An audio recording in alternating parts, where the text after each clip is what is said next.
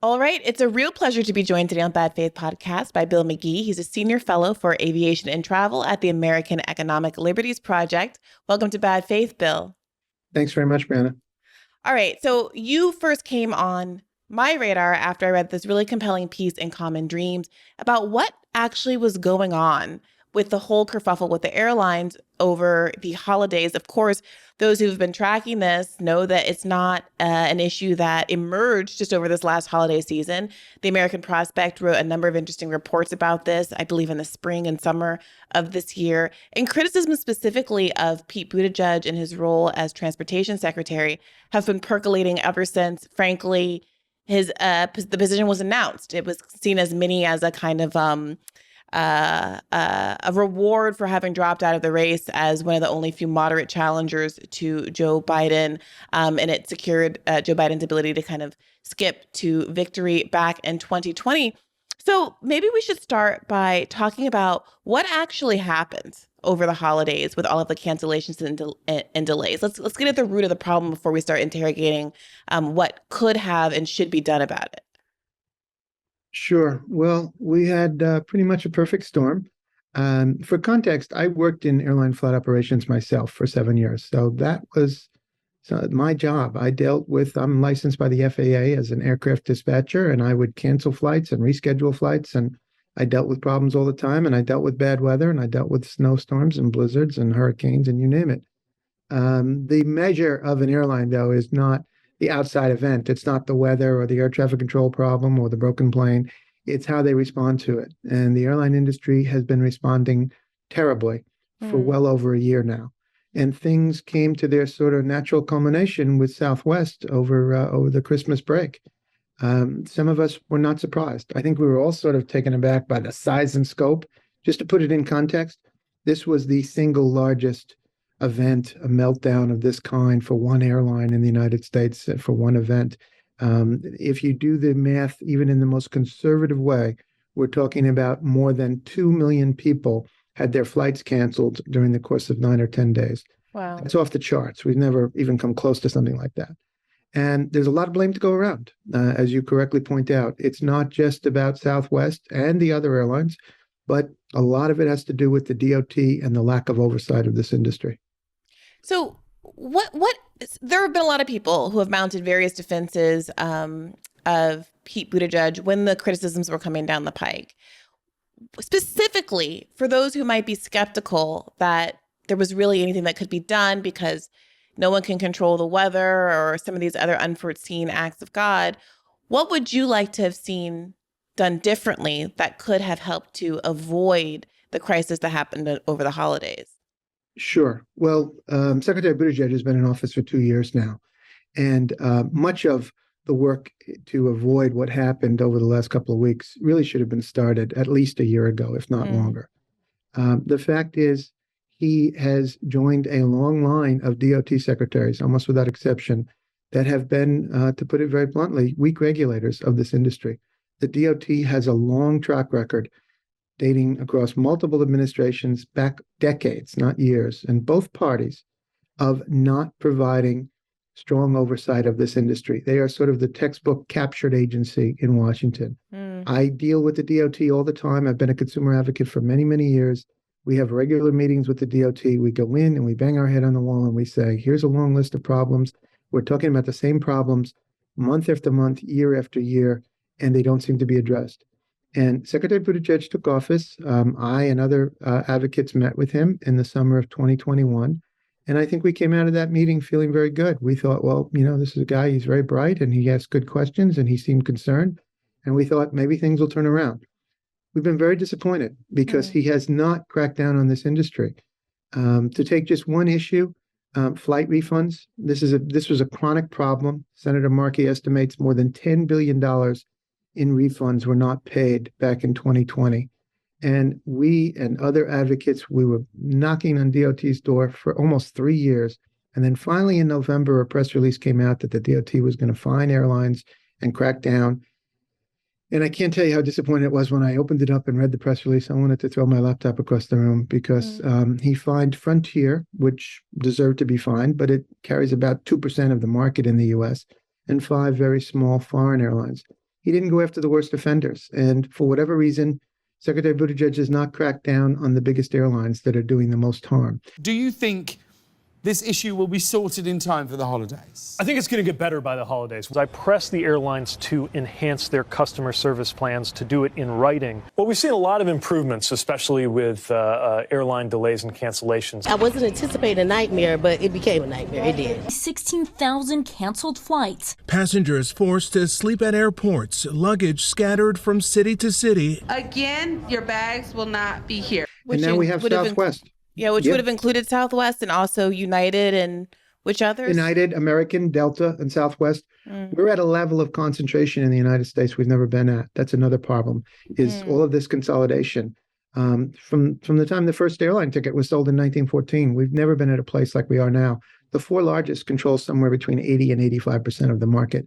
We've never had that level of concentration. And we've never had so few airlines, and we've never had such a long time without new airlines starting up. So the consolidation is a problem. The DOT oversight is a problem. But there's another problem, and that is that from a consumer perspective, as American citizens, we have fewer rights with airlines than we do with virtually any other industry. And most people don't realize this. And it's been that way since the airline industry was deregulated in 1978. Something called federal preemption basically means that only the federal government can oversee the airlines. So you don't have the right, as you do with any other corporation, to file a lawsuit in state courts, to file class action suits in state courts, for state AGs to get involved, or for state legislatures to pass bills.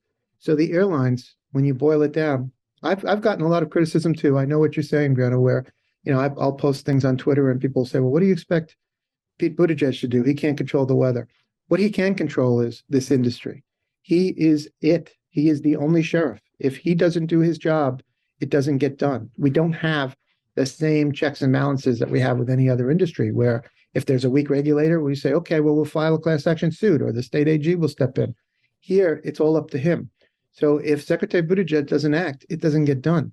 We've seen a lot of improvement from this summer when I called on the airlines to step up their game. And that is why it's so critical that he cracked down on the airlines. Now we're going to see. We'll see what happens with Southwest if they do right by all of the hundreds of thousands of people that need to get compensation. But we'll also see if Secretary Buttigieg cracks down on Southwest. So I think that federal preemption point is such an important one. I don't think most people realize that there is no check and balance outside of the government, outside of the Department of Transportation. It's precisely why folks looking to exonerate Pete Buttigieg are basically having the effect of throwing consumers to the wolves, because there's really no one, as you put it, no other sheriff in town. And it's worth noting, I think you pointed this out in a Twitter thread that you did at the time, that although there is a lot of scrutiny of how the airline industry was treated during the Reagan era, this was actually a Carter era rule, the federal preemption. Right. But it hadn't always been the case. Do you know anything about the politics that provoked that rule, the preclusion of normal citizens from being able to bring class action lawsuits against airlines for their bad practices? Yeah, you raise a great point, and I've done a lot of research into it. It was before my time, but lately I've been researching it quite heavily. And I think it's one of the biggest fallacies. People say, well, Ronald Reagan deregulated the airline industry. He deregulated other industries, but this actually came from the left, not from the right.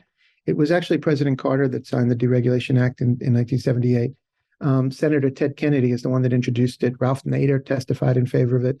We're chopping down the thicket of unnecessary federal regulations by which government too often interferes in our personal lives and our personal business.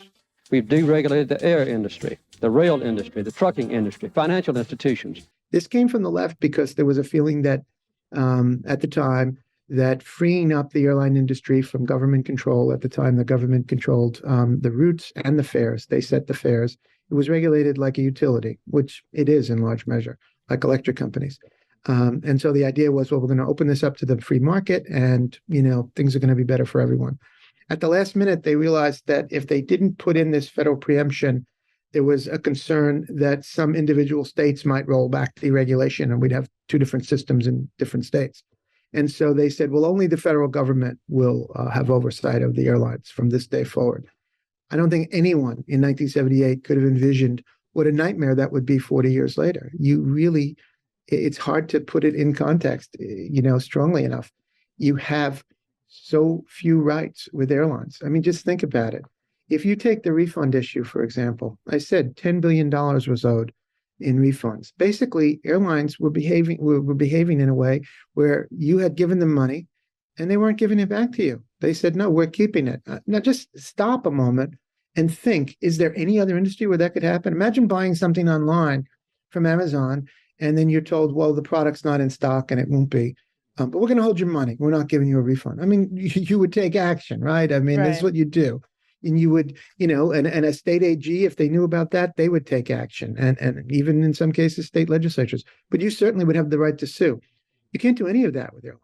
So we all sit around and we wait year after year for the Secretary of Transportation to act. And some of us, as I said, we had high hopes for Secretary Buttigieg, and we've been disappointed because he has not cracked down on this industry. So, go ahead. No, I was just going to say, I mean, we know that he has a very strong media presence, and I follow him very closely, and we see that he talks about these issues, and he says he's been talking to the airlines, and he's been asking the airlines, and he's been requesting the airlines. I have to be very blunt with you, Briahna. The bottom line is that doesn't work with this industry. This is an industry that has gotten too big to fail and too big to care. And it is clear, they're fine posting profits even when people are sleeping on the floors of airports. So, Bill, help us understand then, why is it that Buttigieg is in this posture of asking nicely, I guess, and not actually fining the large airlines that are responsible for most of the bad practices? I mean, you pointed out that there were fines levied against folks like Frontier Air that take up a much smaller part of a market share. What excuse was given as to why the biggest bad actors didn't come under the same scrutiny? Right after that announcement was made, we had a meeting with advocates with the DOT staff that we talked to on these issues in the consumer division of the DOT. And I asked that question. I said, how is it that you found, fines for Frontier and for Aer Lingus and for Avianca, all well-deserved and definitely they should be fined. But how could you ignore United, which set a new record on the DOT's own consumer complaints? United logged in 2020 alone, they logged more than 10,000 complaints just on refunds, more than twice as many as any other airline. It was clear United was not paying refunds. There's no other way of putting it. It was that simple. How could they not be fined so much as $1? And we were told that, that the DOT engaged for almost 3 years, mind you, which is way too long for all of this. For 3 years, the DOT was engaged in these long discussions and investigations with the airlines, and that the airlines that weren't fined agreed to pay the refunds that were outstanding. Well, that in itself is problematic. First of all, it took 3 years. I mean, how long can an airline just sit on your money? It's not how it's supposed to work in this country, right? I mean, you give someone money for a product and then you don't get it, you get a refund. And for them to say, well, we're just going to hold on to it, or we'll give you a credit. Well, on top of it, these credits expired in many cases. At the height of COVID, when unemployment was up and there were people that were sick, and when we talked to a lot of older folks who said, well, we're not going to be traveling at all, they wanted their money back. They wanted their money for other things. And they were told, well, you're going to get a voucher that you can use, a year from now. Oh, and by the way, be careful it doesn't expire. It's awful behavior. And this industry does not respond nice to the carrot. It has to be the stick. I mean, we have seen this time and again. And unfortunately, to date, Secretary Buttigieg has not gotten tough with this industry. Well, that seems particularly pernicious because part of the issue with the airlines, right, is not just that they have canceled flights. Obviously, there were a ton of cancellations around COVID and people needed their money back. It's also that there is this business practice of selling more seats than are available so that they don't end up with empty seats and lose money on them, and basically putting people in a position where they're coerced into spending $60 in some cases to get to the airport. You're now stranded there. You've packed. You have obligations. Maybe you're going to a wedding, to the holidays, to a funeral, something that was time pegged. And the airline basically knew the whole time, like fraudulently induced you to come and spend all of this money and take this time out of your life when they knew that some percentage of you were never going to get on that plane. So that's more than just getting a refund. That's penalties that should be levied for a kind of fraudulent business practice. Where are we, or where is Pete Buttigieg in the DOT about penalizing airlines for those kinds of practices? It's an excellent point. It really is. And I think it gets to the heart of what we're talking about here. Last summer, there was ample public evidence that airlines were scheduling flights that they didn't have the ability to operate. And we know that there were crew shortages and staffing shortages. It was confirmed by the unions. It was confirmed in multiple media reports. Eventually, the truth started coming out. Well, think about that a moment. I mean, you used the word fraud. I mean, what we're talking about here is selling a product that is not available. When you put a flight into a reservation systems, and by the way, they go in up to 11 months out. So now in January of 2023, you could book a flight for December of 2023. So when you put a flight into a reservation system and you make it for sale, whether it's through your own airline or through Expedia, third party, whatever, the bottom line is people are swiping their credit card and that money is coming out of their bank account. And if that is being done with the knowledge that there's a very good chance that that flight is not going to be able to operate because we simply don't have enough pilots to operate all the flights, well, that's unacceptable. I worked in airline flight operations management. I mean, we knew at the beginning of the day, here are the number of aircraft we have, here are the number of crews, this is where they are, this is what we can do. We didn't schedule flights that we didn't have the ability to operate. They would not be on the schedule, and we certainly didn't take money for them. And this is unacceptable. And so what that comes down to, in answer to this question that I've been asked constantly on social media and elsewhere, well, what can Pete Buttigieg do? He has tremendous authority. It's not just that he's the only sheriff, as I said, but he has very broad powers that he is not choosing to use. And what that comes under is, at the DOT, there's something called an Unfair and Deceptive Practices Act. And it gives him very broad authority that if an airline is engaging in something that's unfair or something that's deceptive to the public, that he can go in and he can correct it.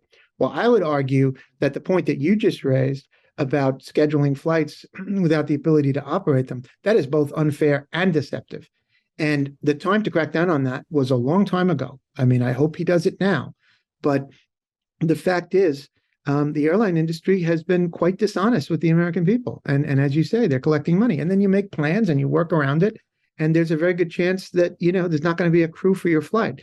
This is unacceptable. The airlines, other than Frontier, again, a small carrier, the largest airlines, American, United, Delta, Southwest, they have not been fined so much as $1 for any of these passenger issues under Secretary Buttigieg. That's why we're critical of him. So to your point about what is in Pete Buttigieg's authority, Ro Khanna and Bernie Sanders, I think around the 4th of July holiday, were pressuring the Department of Transportation to implement fines for the cancellations around that particular holiday. They wanted $27,500 fine per passenger if there was a delay for more than 2 or 3 hours, depending on whether it was a domestic or a commercial flight. Congressman Ro Khanna said that this mess with Southwest could have been avoided. He questioned why his recommendations to Buttigieg 6 months ago were not followed. Do you have any response to either of those things? So look, I just laid out what, look, we respect Congressman Ro Khanna. He is a friend of the administration. We've worked very closely with him, but I just laid out how seriously we have taken this since 2020. Why does that not go anywhere? I mean, again, like the criticism of Buttigieg is this didn't come out of anywhere. If there were proposals like this coming out of Congress and Congress members months and months before the holidays, half a year before the Christmas and Thanksgiving holidays, what is the pushback? Like at some point, somebody has to be offering some kind of excuse, good or not, as to why the kind of punitive measures that might discourage this sort of behavior are not being put into effect. And I wonder what the conversation is like on the other end from lobbyists and how much pushback the Department of Transportation is getting from the airline industry itself, because it seems like they're clearly winning this battle.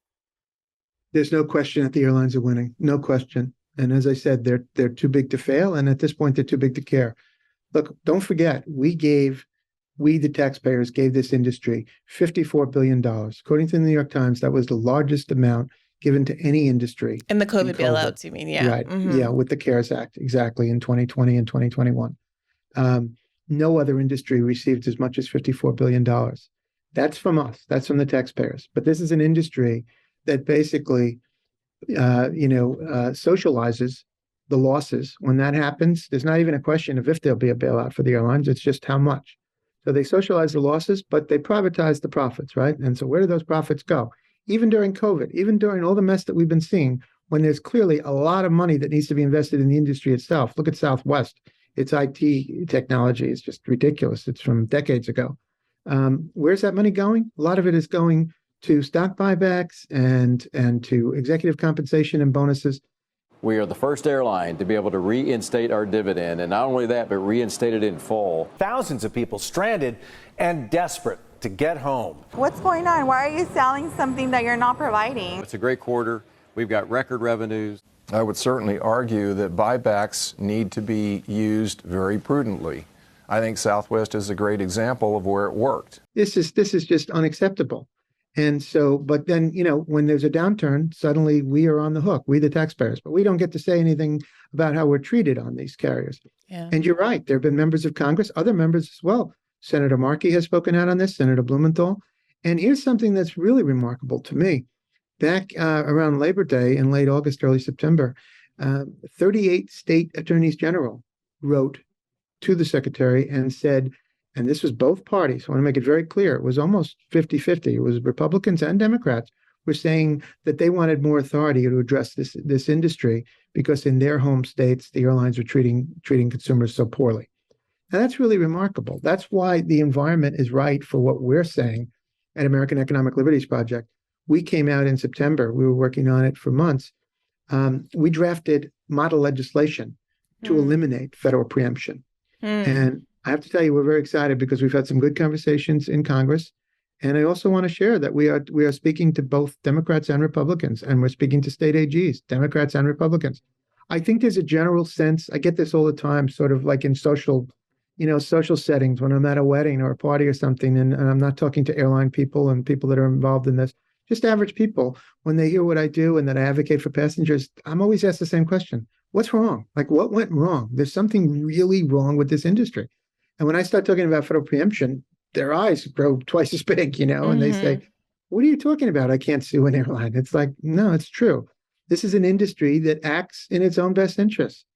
If you look at the media clips from last July, this was the worst summer for customer service we ever had.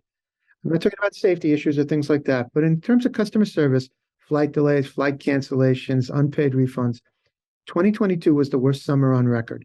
And yet, if you saw the clips of when the airline CEOs were announcing their quarterly profits, you would think they were in a different industry. I mean, people were sleeping on airport terminal floors, and they are crowing about how great things are because, they're making so much. This is an industry that is broken, and the DOT is a regulatory body that is broken. So we're saying eliminate federal preemption if the DOT is not going to step up, and it hasn't for decades. So, I mean, that wait is pretty much over at this point. If they're not going to step up and regulate on behalf of passengers and protect passengers, then let's let others. Let's let state AGs, state courts, state legislators, let them step in. And so that's what we're saying. And we're hoping that it's going to be introduced in Congress very soon. Federal preemption has to go. It's been a tremendous harm.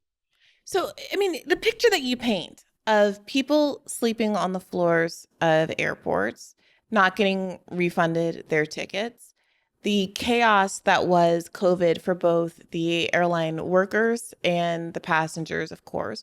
There's been some very high profile, quite terrible events. There was a luggage worker who was just killed in an airplane engine, I think about a week ago. It's just horrific. I mean, it's brutal at the same time that you have, I think, a really healthy understanding among consumers about how particularly pernicious airline travel is and their lack of rights that you instinctively feel when you're stranded, miles away from home in these terminals all across the country, all across the world, completely at the whim of these corporations as to what kind of refunds you get or whether you can get home in the first instance. You have a bipartisan support for reform, and yet, did it shock you that there seemed to be so much pushback against even like the most basic criticisms of someone like Pete Buttigieg? And does it shock you that there isn't more outrage given the incredible consensus around these issues? I mean, how does the Department of Transportation, how does the government over a number of administrations, although you're right, it's coming to a zenith now, how do they get away with it? I mean, what do you see as the political disconnect? Because it feels like there should be somebody. You mentioned Ed Markey and Senator Blumenthal and some others who have been raising this as an issue, but it never seems to boil over and percolate over into something that's a real political liability for anyone enough to actually act on it. You are raising excellent points, and I couldn't agree with you more. It's very frustrating because, for those of us that have sort of been in the trenches for many years, fighting these fights, going with the DOT, I said before, it's like we're banging our head on a brick wall. I can't tell you the frustrating meetings we've had where we'll bring up all these valid points, and then we're told, well, that's going to be very difficult for the airlines to do. The DOT works for us, right? This is a government agency. We, the people, we, the taxpayers, that's who government agencies work for. And the DOT, it sort of is baked into the DNA at the DOT and has been for decades. That's why I call them a captured agency. That they used to have this dual mandate where the DOT was supposed to regulate the airlines and promote the airlines. Well, technically, the promotion part went away, but the mindset is still there. When you speak to a government regulator, they shouldn't be telling the American public, well, we're worried about the financial impact this is going to have on the airlines. That's the type of thing the DOT tells us all the time. That's not the public's concern. If you pay money to a company and they don't deliver the service, then you get your money back. End of story. Why are we talking about these other issues? And so I think, I will say this, the airline industry is very good in its public outreach and in its lobbying and the lobbying power and the dollars that it spends, and in the communications that they do. Because, every time I go online and I'm public, or I do an interview and there's comments from the public, invariably there are comments, criticizing me, which is fine, I could take it. But they'll say things like, well, what do you expect him to do? Or it's not the airline's fault if it snows. That's unacceptable. Southwest Airlines had a snowstorm that every other airline in the country dealt with and was back on their feet in 24 hours. They stranded more than 2 million people over the course of 9 days. That's the part that's unacceptable. And what's even more unacceptable is the DOT allowed this to happen. If the airlines feared the DOT, that there would be real consequences, as there are in Europe, as there are in Canada, as there are in many countries around the world, there are passenger bills of rights that are in place. So if, for example, you're in Europe, in the European Union, and your flight is delayed 2 hours, here's your compensation. 4 hours, you get a meal. 8 hours, you get a hotel. Here's the money you'll get. Here's how you'll be treated. That's guaranteed. And if the airline doesn't do it, then you complain to the government, and the government will make sure the airline does. So what do we have? We have a really ironic situation. We have a situation where U.S. airlines, the big ones like American, Delta, and United, they treat their passengers much better on foreign soil than they do on U.S. soil. Because in other countries, they have to. Here, it's anybody's guess what they'll do.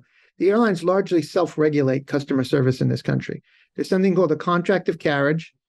I would probably guess that more than 9 out of 10 passengers never heard of it. But you're agreeing to it. And people have said to me, I didn't agree to it. Yeah, you did. When you swiped your credit card, you did. You agreed to a binding contract that can run 70 pages long. It's written by the airlines and for the airlines. And it says what they may or may not do for you. And then they're very vague on top of it. Even though they're 70 pages long, they're vague. And they'll say, well, if there's a delay, we may do this. We may do that. Well, what does may mean in a contract? Doesn't mean much, because we're not all created equal to the airlines. The fact is, they will treat passengers differently based on how much you paid, where you paid, when you paid, what method you paid by, all of that stuff. And they have even it seems how much they think they can get away with. I mean, there's been this proliferation of very popular TikTokers whose whole thing is that they're like lawyers who read the fine print and let consumers know what they should be advocating for when they're in these situations. So, we've all been in the situation where a flight's overbooked and they come and they say, who will take $200 to stay home? And they kind of slowly raise it up. And now people are getting more and more savvy, in part because of these consumer advocates on social media who will stand up and say, nobody take anything less than $1,500 or obliged, or whatever the number is. They're obliged to give you at least $1,500 if you've been waiting this long. But it strikes me that we shouldn't be in the situation where if you don't follow the right person on TikTok, you don't know what the rules are. They shouldn't be able to lowball you in the first instance if the rules are what the rules are. Exactly. I just posted on Twitter the other day, I pointed out that there's only one real rule for flight disruptions from the DOT. There's only one. The rest is all up to the airlines. And the one rule is, if your flight is canceled for whatever reason, I'm saying that in all caps because it's critical. Doesn't matter if it's weather, if it's the airline's own fault, doesn't matter. They call it act of God, force majeure. It doesn't matter what the reason is. If an airline cancels your flight, you are entitled to a cash refund. Cash. Well, guess what the airlines do every single day of the week? They will offer vouchers or credits or sometimes mileage in place of cash. Now, that to me is a clear violation of what the DOT rule says. The DOT rule says you're offered cash. And I posted a screen grab the other day of a text that my colleague at American Economic Liberties Project sent to me over the summer. His flight was canceled, and it was on Delta Airlines. And I posted the actual text. He texted me in real time, and he said, my flight is canceled. And Delta said, we're sorry flight such and such is canceled, but we'll be happy to offer you a credit. So he texted me. Well, as you figured out, I'm a pretty big aviation geek, and I know these rules. And so I immediately texted him in all caps, and I said, no, you're entitled to cash. Ask them for cash. And he did, and they said, oh, okay, fine. Well, think about that a moment. What were we talking about a little while ago? Unfair and deceptive practices. Mm-hmm. That is both unfair and deceptive. Who has the time in their busy lives to go read DOT rules? Mm-hmm. First of all, the average American airline passenger flies less than once a year. So that's like really imprinted on my brain, because I always think, okay, I get it. I'm a geek and I know I read all this stuff and I keep up with what's going on. But most people have no idea. And who would ever go to dot.gov and look up an arcane rule before they get on a flight? And so if your flight is canceled and the airline, a big airline like Delta, texts you and says, oh, well, would you like a voucher or would you like a credit? I think the average person would say, well, we better take it. If we don't, we got nothing, right? Right. Well, the fact is you're due cash. So to me, that is deceptive and unfair to even offer that without saying to the customer, would you like a choice of cash or a voucher? If you want a voucher, fine, take it. But, you should have the choice of cash. Right. And so that is something that the DOT should have been cracking down on years ago. We brought it up with the DOT, and they seemed surprised this was even happening. They do not have their pulse on the industry, or else they're ignoring it. I don't know which it is. I mean, do you think part of that, now things have been bad for a while. I don't want to over attribute these problems to Pete Buttigieg, but is any part of this, you think, about the fact that he isn't someone who has as much experience in transportation as someone else who might have been chosen for the job? Or is this par for the course for folks who end up in this position as heading the Department of Transportation? Yeah, we've had a mixed bag of secretaries over the years, and some have more experience with transportation than others. But in all fairness, I think he's just part of a long line of secretaries who have not cracked down. A few have. Secretary LaHood under President Obama did some things that were positive for consumers, but most of them have not. And the bottom line is the airline industry knows that, and the airline industry will get away with what they can get away with. And I think, unless you are firm with them, I mean, the answer is not to fine Frontier and Aer Lingus and not fine United and the other large carriers. That sends a very strong message to the industry. And what did we see? Especially, I got to say, United. I have a couple of bones to pick with United. Well, Many years ago, I swore off United forever. I'm sure you do. But yeah, I mean, look, I was looking at the statistic that Matt Stoller was posting that apparently under Elaine Chao, there was a record low in terms of aviation enforcement orders, 6 apparently. But not to be outdone, apparently, at least at the time that he was reporting about this, in 2001, Buttigieg issued 4. And last year in 2002, he'd issued 2 enforcement actions. Right. I'm smiling because Matt stole those statistics from me. So of course, he's my colleague. So yes, of course, you're right. And so in answer to your question, I want to be as fair as I can be.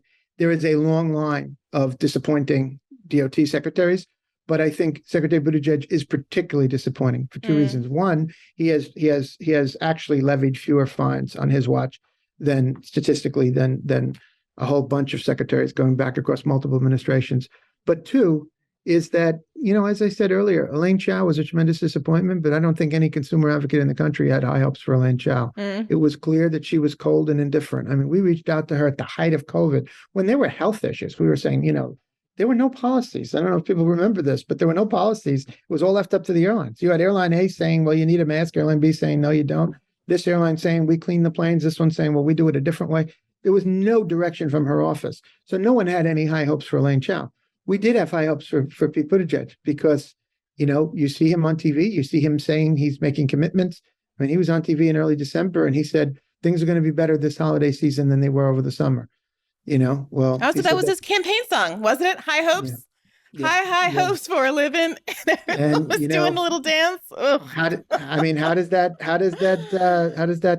quote age now? That in early December saying things are going to be better this holiday season. We just had the worst meltdown in the history of airline flight operations. We've never had that many passengers stranded by one airline. So his methodology up until now, it hasn't worked. I would certainly hope that he's looking at this Southwest situation differently.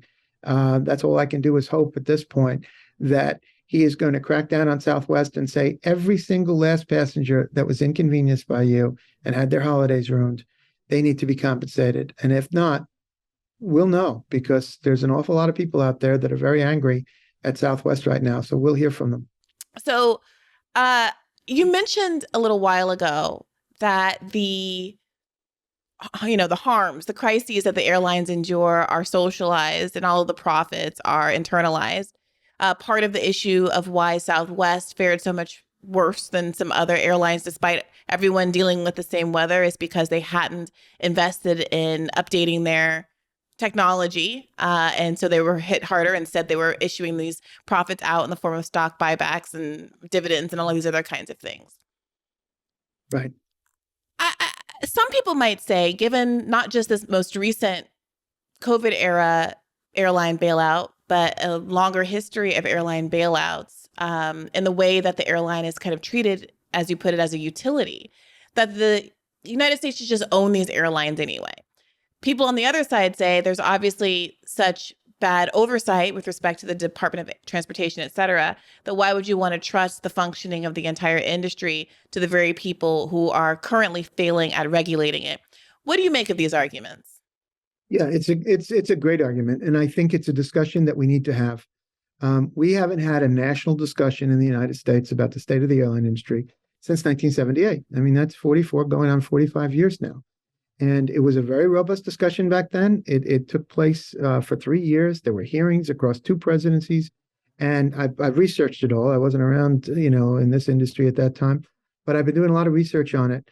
And what I'm finding is that there are a lot of myths about the regulated era before 1978. And the airline industry has done a great job. I have to hand it to them. It's evil, but it's effective. They have done a great job about spreading a lot of these myths. One of them is that deregulation came along and suddenly safety improved. And another is that fares went down. Well, if you look at the timeline before 1978, you see there were actually greater improvements in safety years before deregulation and greater declines in fares years before. Much of that had to do with technology. It had nothing to do with regulation or deregulation. It had to do with the planes getting better and more efficient and safer, et cetera. And so fares were coming down faster before deregulation than after. But there are a lot of myths, and the airlines continue to spread them. One of the things that I find most remarkable in the research I'm doing is that pricing actually made sense for airlines under the regulated era. Think about that a moment. I spoke to an economist when I wrote a book about the industry called Attention All Passengers. And when I was researching about 10 years ago, I spoke to an economist at a university who said to me, this is the most complex pricing that any consumer will deal with in any industry, airlines. There's something like 5 billion fares loaded every day into reservation systems around the world. So try and have somebody explain to you why you're sitting in seat, 14A and the person in 14B paid $200 more than you or $150 less than you, right? The airlines will give you all kinds of, gobbledygook about why that is. It's bogus. In the regulated era, pricing actually made sense. The Civil Aeronautics Board from the government would go to an airline and say, okay, what is the cost of operating this plane from Chicago to Los Angeles? And the airline would say, here it is. That's all of our costs, everything, fuel, everything. And then they would say, okay, we're going to give you a 12% profit. And now that's going to be the fare. And that was it. The fare actually made sense. Can you imagine that? Like a fare in the airlines making sense? Because people are always saying to me, is this a good fare? And I laugh. I'm like, I don't know. Is it? So why is it, though, that someone in 14A is paying more or less than someone in 14B? Is it just when they book the ticket? I mean, is there any rhyme or reason to it? There's a reason if you're an airline executive. There isn't a lot of reason for the rest of us who are more logical. I mean, what they're doing is they use these computers and these tools, these technological tools, to get as much as they can for every single seat individually, right? So there was a time where everybody in economy class paid the same rate, and we all paid the same thing, and we sat next to each other. Now they're saying, okay, well, this week we're going to offer it at this amount, and then next week we'll offer it this amount, and well, now we're not selling enough, so we'll lower it a little. Now we're selling too many, so we're going to raise it up a little. And you bought it through the airline, you bought it online, you bought it by phone, you bought it at a ticket counter, you bought it through Expedia, you bought it through Priceline. How'd you buy it? Travel agent, online, offline? There are so many algorithms into all this. And that also, by the way, affects how you're going to be treated when there's a delay or a cancellation. That's why those contracts are so vague. You look at the airline contracts and it says, they used to, in the old days, it was very clear. In the regulator, it would say, if your flight was canceled, you're entitled to this, a hotel, whatever. Everyone. That meant everyone. They didn't discriminate based on how much you paid. Now they say may because, you and I might be sitting right next to each other, and maybe you paid $300 more than me, and you're going to get a meal in a hotel, and I'm going to be sleeping in a hard plastic chair in the airport. Well, because they're going to treat us completely different based on some algorithm that they've worked out. So the pricing made no sense. I think we're long overdue to have this conversation. There are a lot of myths about regulation, but the bottom line is, if you listen to the airline executives themselves, every time they go to Congress with their hats in their hands and say, we need more money, after 9/11, when fuel prices spike, when there's an economic downturn, when there was COVID, listen to their own words. They say, we are vital. We are intrinsic to America. We are intrinsic to the economy, to the security, to the defense. Okay, fine. Well, that sounds like a utility, doesn't it? Yeah, right. I mean, then that means that we can't do without you and you can't do without us. And therefore, we need to have some greater control here. So in the meantime, you have airlines that, treat their profits like they're in Las Vegas, and they roll the dice. So you had Southwest. What did Southwest do? They rolled the dice and we all lost, right? Because Southwest said, well, we're not going to invest in technology. They made a conscious decision not to. And they had, and there's the video. You can see it of the announcements that they have made about stock dividends and, record profits and all that stuff. At the same time, they're using technology. It's 2023, and pilots and flight attendants had to pick up telephones to call crew scheduling to say they were available. I worked in the industry in the 80s and 90s. It was already automated by then. I mean, Southwest, it's not like they're 5 years behind. They're like decades behind. They made a conscious decision. They weren't going to invest in the product. And guess what? It didn't work, did it? Not during Christmas week. So we do believe there needs to be a national discussion about all of this and to figure out, if this is a broken industry, how can we best fix it? And what does that mean? And what does it mean for all of us? There's too much focus on the quarterly profits. That's all. Yeah. That's what the CEOs care about. I mean, let's be honest. I could see, obviously, the kind of bipartisan coalition that you have around, the airline companies are screwing you, degrading a little bit when we're having a conversation about nationalization, American politics being what they are. But I do feel like a fundamental principle that everyone, regardless of your feelings about big government or not, should be able to lean into is, you are paying for it anyway. The government is doing these bailouts. You're just buying something and not actually getting the goods in return. Right. So you gotta choose. Like, you can't have it both ways. No, you're very right. You're very right. I mean, the bottom line is, you pay even if you don't fly. Okay, your tax dollars support this industry in so many ways. Whether it's on the federal level with the FAA. Don't forget, every air traffic controller in the United States works for the FAA. I mean, you pay for that. You pay through state and local taxes on airports and all of the facilities that that the aviation system requires. You're paying all the time. I wrote a column about 10 years ago. I'll have to dig it out. I named 20 different ways in which taxpayers support the industry, because the airlines love to say it's the free market. It's the free market. That's their mantra, the free market. There's nothing free about it for the consumer, okay, or for the taxpayer.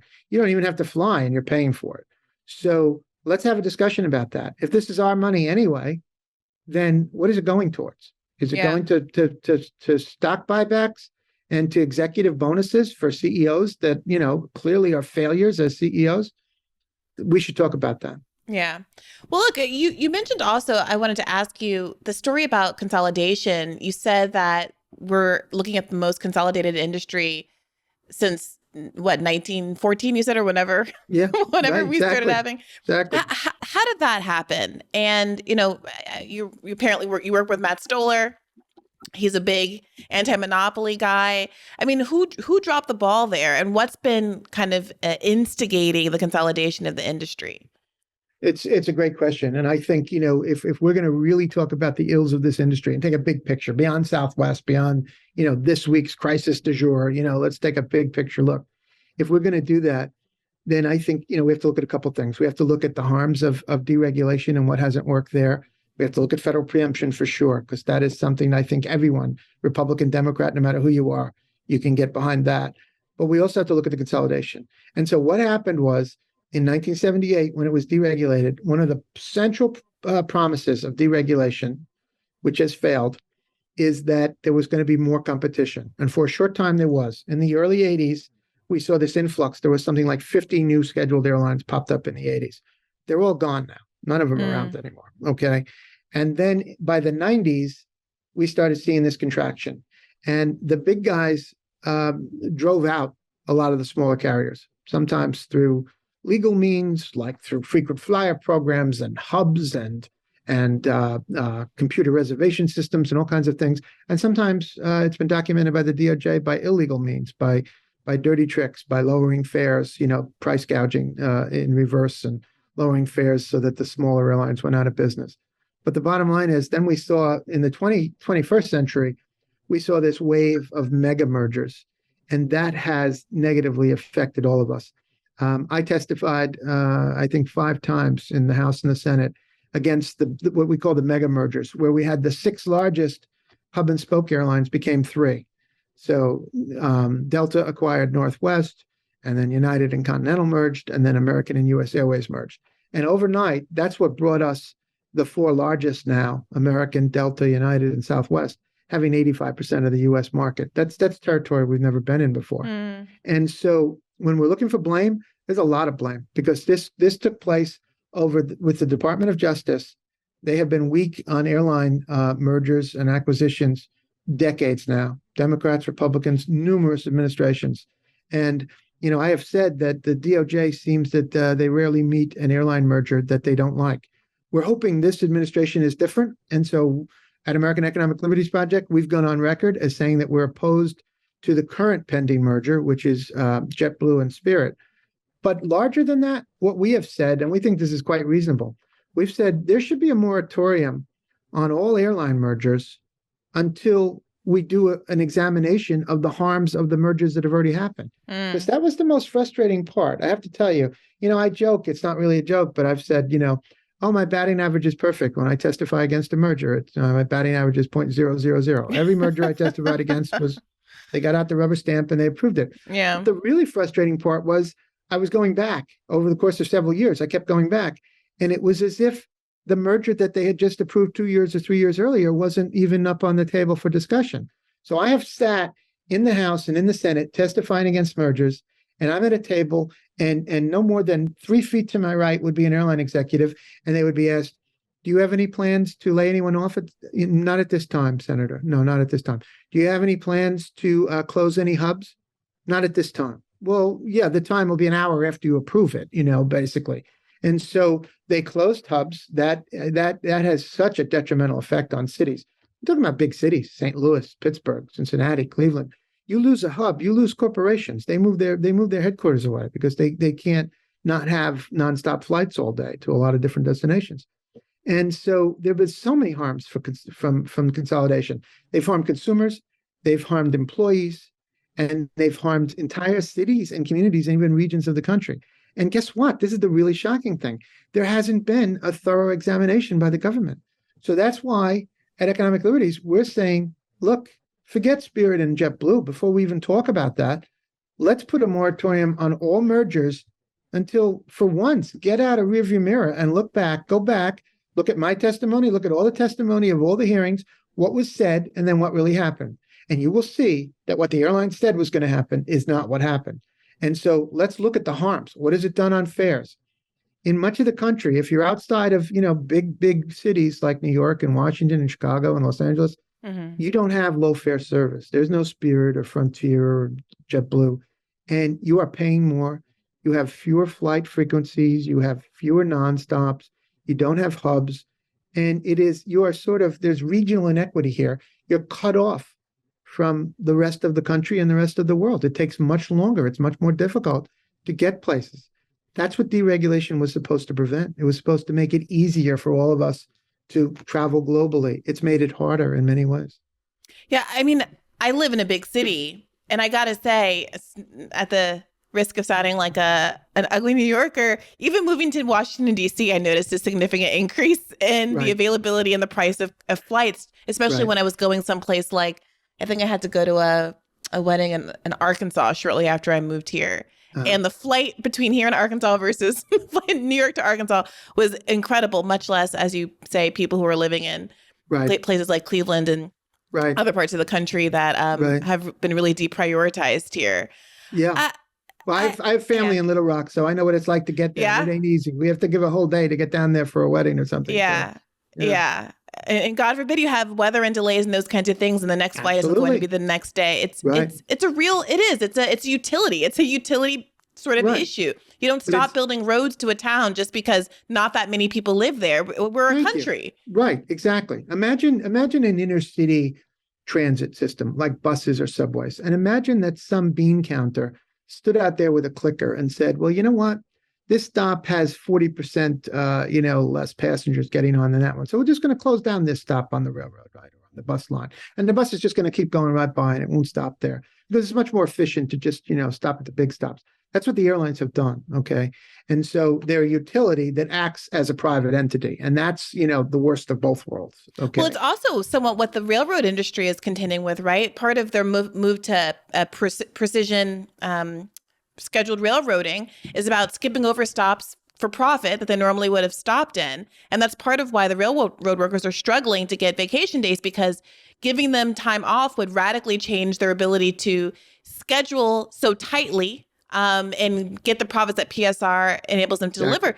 I mean, that being the case, and seeing how Biden didn't stand up for railroad workers, forced this contract onto them that didn't have the sick leave that they wanted. At the end of the day, I mean, why is it you said you were somewhat more optimistic or at least hopeful about what will happen with was it JetBlue Spirit merger? Is there any real evidence to have optimism in this moment? And if not, go ahead. I don't know. I don't know how hopeful I am, to be honest with you. I might have been speaking in a different context, but as far as that goes, we're saying we shouldn't even be talking about JetBlue and Spirit until this moratorium is put in place. The DOJ needs to come out right now, and the DOT has been awfully quiet as well. We're back to Secretary Buttigieg again. The DOJ takes the lead on airline mergers. That's how it's set up. But the DOT is supposed to weigh in as well. The DOT has been very quiet on Spirit and JetBlue. And so we're saying both of those agencies, the DOT and the DOJ, need to say there's a truce right now on any further mergers until we look at the harms. Because once they do that, it's going to be very clear that there has not been a merger that has been good for the American public with any airlines in over 30 years. And I stand by that statement. I know it's a very dramatic thing to say because you might say, well, there must have been one or two good ones. Not if you take in the interests of consumers and labor and cities and communities. I mean, what is a merger in the end? Like, we talk about it in this abstract way because we're being fed garbage from people on Wall Street that just care about profits. What is it? It's a way for rich people to just get richer. Yeah. They're consolidating. There has never, ever been a merger, certainly in the airlines. I mean, this is all I do is airlines. I can't speak to other industries. Never been a merger that hasn't led to layoffs. Why would two companies merge and say, well, we're going to have two marketing departments, two sales departments, two, procurement? No, of course not. People are going to lose their jobs. That's a given. It's always going to be bad. Now, with labor, you have winners and losers. So you may see a union say, oh, we're all for this merger. Well, that's because they're going to come out better than possibly another work group, right? So there's that. But then, from a consumer standpoint, there may be a merger that might assist you because, in your town, but then there are 9 other towns that lost service for the service that you gained. And in terms of fares, well, they always drive up fares. That's just a given. And we talk about these things as if they're mysteries. They're all documented. I mean, this is, it's not like you have to take my word for it. The DOT puts out a fare report, actual fares paid 4 times a year. You look at it and you see, okay, after a merger, guess what? Guess where fares went? Now, if Spirit and JetBlue are allowed to merge, I guarantee you fares are going to go up nationwide because Spirit will disappear. And Spirit is a problematic airline, but that's putting that aside. There's no question they offer some of the lowest fares in the country. But when they go away, guess what's going to happen? JetBlue's costs are going to go up, and their fares are going to go up, and there won't be Spirit in all the cities that Spirit serves. You can guarantee they're going to be paying more. That's a given. Is JetBlue planning on adopting some of the Spirit? I mean, Spirit's the penny pinching airline, right? Where they make you pay for air on the Everything. They make you put in a quarter before your oxygen mask comes down from the roof if there's an emergency. Not yet, but let's hope that the DOT doesn't allow it. But yeah. So I mean, look, for me, for JetBlue to even make the case that they want to merge with Spirit. It's sort of like Spirit, again, you don't have to take my word. This isn't my personal opinion. And by the way, I'll be very clear. I don't have any stocks in airlines. I don't have any investments in airlines. I don't get pensions from all the airlines I work for are bankrupt. I don't even have frequent flyer mileage. So I don't have a dog in the fight, as they say. But I will tell you that, the idea that Spirit is one of the most problematic airlines in the country. That's not my opinion. The DOT can back that up in terms of consumer complaints, delays, cancellations. They're very problematic. Well, JetBlue comes along and says, God, we're in love with you. We've got to be with you. No, what is it about? It's about, size matters for these guys. With airlines, they all care about their market share rank. And JetBlue saw that earlier this year, Frontier said they were going to merge with Spirit. And JetBlue said, we're going to be down a notch. We'll go from 5th largest to 6th largest if that happens. So we're going to go, it's like proposing marriage to someone that you don't love, right? You just want to make sure the other guy doesn't marry them. Like it's absurd what goes on. And it's so easy to see through all this. And yet they talk such a good game. Oh, yeah, we've got to merge JetBlue and Spirit. Why? What's the advantage there? Come on, explain it to us. The average person, not some investor, not some lawyer. Who wins? The lawyers, the CEOs, and a handful of very rich investors. That's how we do public policy in this country, and entire cities get hurt by it. It's absurd. I mean, it's time to put a moratorium on all this. But you're such a clear, compelling guest, and this is such a clear, compelling issue. I've said this before. I said this when I was working for the Bernie campaign. If someone decided just to run a populist, independent campaign that was all about consumer rights and protections, focusing on the airline industry and the telephone company, Comcast and all of them. Oh boy, they would win in a landslide. they would win every single state because nothing unites people in their hatred, frustration, than the way they've been screwed over by these corporations in particular. You're not kidding. Well, you know what, Briahna, it's so funny you say this because I joke all the time. I just said to one of my colleagues this week, I said, the only hope America has to be united in these times where there's so much political division is the airlines, because it's the one thing we can all get behind. Democrats, Republicans, no matter where you are, progressive, conservative, everybody hates the airlines right now. Right. And the airlines have nobody to blame but themselves.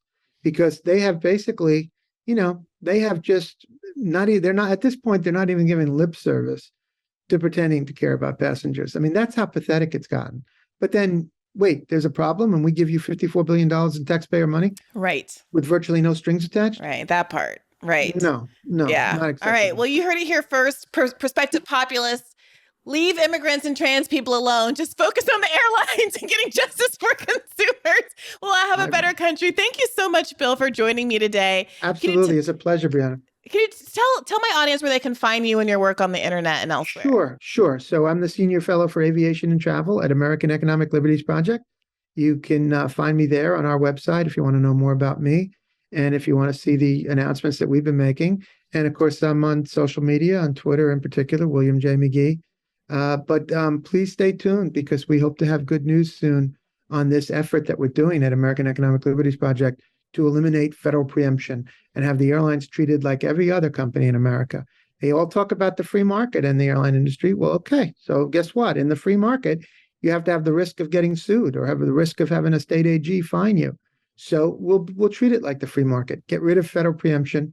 We hope to have an announcement real soon that it's going to be introduced in Congress. So I'd love to come back and talk to you more about that. I would love that as well. We'll definitely be following that. Thank you to you, Bill. Thank you to all the listeners. You know, this is a podcast that comes out twice a week. If you want the additional Monday episode, you can subscribe at patreon.com/badfaithpodcast for $5 a month and get full video and audio of all of these and the backlog of all of the episodes that we've done over the past 2+ years. Thank you as always for listening. I'll see you tonight on Call-In for further discussion.